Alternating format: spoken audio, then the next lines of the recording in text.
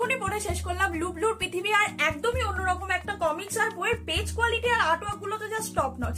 বুকফার্ম যে এত ভালো কোয়ালিটির একটা বই আমাদের কাছে এত অ্যাফোর্ডেবল প্রাইসে পৌঁছে দিচ্ছে, তার জন্য হ্যাটস অফ।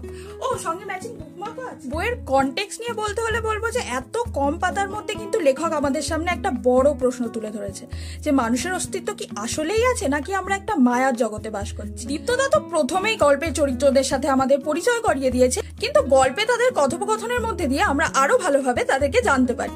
এছাড়াও পুরো বই জুড়ে কিন্তু অনেক খুঁটিনাটি বিষয়ের ওপর নজর দেওয়া হয়েছে। তাদের মধ্যে একটা তোমাদের সাথে আমি শেয়ার করি। এই যে দেখতে পাচ্ছ, লুবলু আর কিম শিয়াম মাসির ভ্যানে এসছে, এবং এখানে একটা আমরা কোড দেখতে পাই, যেটা হচ্ছে চাইনিজ কোড, যেটার মানে may you have peace wherever you go, মানে তুমি যেখানেই যাও শান্তি খুঁজে নিও। এটা আর একটা মানেও হয়, যেটা হলো সেফ ট্রাভেলস অ্যান্ড রিটার্ন, মানে সাবধানে ঘুরে এসো।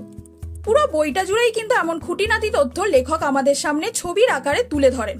আর আমার সব থেকে প্রিয় হলো এই বিটেলস এর রেফারেন্সটা, এই যে লুবলু আর ওই যে আমি। তাহলে এরকম একটা বই কিন্তু নিজেদের সংগ্রহে না রাখলে পরে আফসোস করবে, বলে দিলাম।